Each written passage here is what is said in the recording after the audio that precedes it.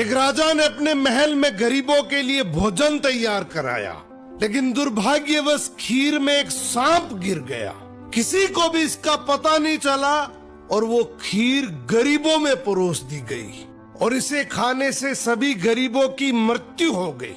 ये देखकर राजा के होश उड़ गए। उसे लगा कि उस पर गरीबों की हत्या का पाप लग गया।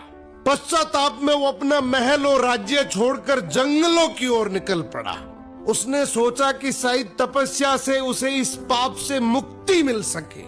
चलते चलते वो एक गांव में पहुंचा। गांव के चौपाल में बैठकर उसने पूछा कि क्या इस गांव में कोई ऐसा परिवार है जो सादा जीवन और भक्ति में विश्वास रखता हो। गांव वालों ने बताया कि यहाँ एक भाई बहन रहते हैं जो बहुत ही सादगी और भक्ति से जीवन बिताते हैं। राजा उसी घर में ठहर गया। अगली सुबह राजा ने देखा कि वो लड़की ध्यान में बैठी हुई है। आमतौर पर वो जल्दी उठकर घर का काम और नाश्ता बना लेती थी, लेकिन उस दिन वो काफी देर तक ध्यान में लीन रही। जब वो ध्यान से उठी तो उसके भाई ने कहा, बहन आज तुम देर से उठी हो, घर पर एक मुसाफिर ठहरा है, नाश्ता कराकर उसे जल्दी भेजना था।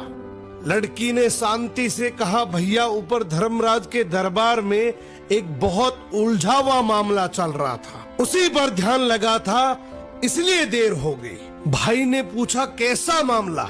लड़की बोली, एक राजा ने गरीबों के लिए भोजन बनवाया था, लेकिन दुर्भाग्यवश खीर में सांप गिर गया और वही खीर खाने से सभी गरीबों की मृत्यु हो गई। अब धर्मराज ये तय नहीं कर पा रहे हैं कि इस पाप का दोष राजा को लगे या उस सांप को या फिर उस नौकर को जिसने बिना जांचे खीर परोस दी थी। राजा ने प्रार्थना की, क्या मैं एक रात और यहाँ रुक सकता हूँ? भाई बहन ने अनुमति दे दी। उधर गांव की चौपाल में दिन भर लोग बातें करते रहे कि पता है फला राज्य के राजा ने अपने राज्य के गरीबों को हटाने के लिए उन्हें जहरीला भोजन खिलाकर मरवा दिया। बिना सच जाने लोग निंदा करते रहे। अगली सुबह लड़की फिर ध्यान में बैठी। ध्यान पूरा होते ही वो अपने काम में लग गई। राजा ने उससे पूछा, बेटी अब बताओ, गरीबों की मृत्यु का पाप आखिर किसे लगा?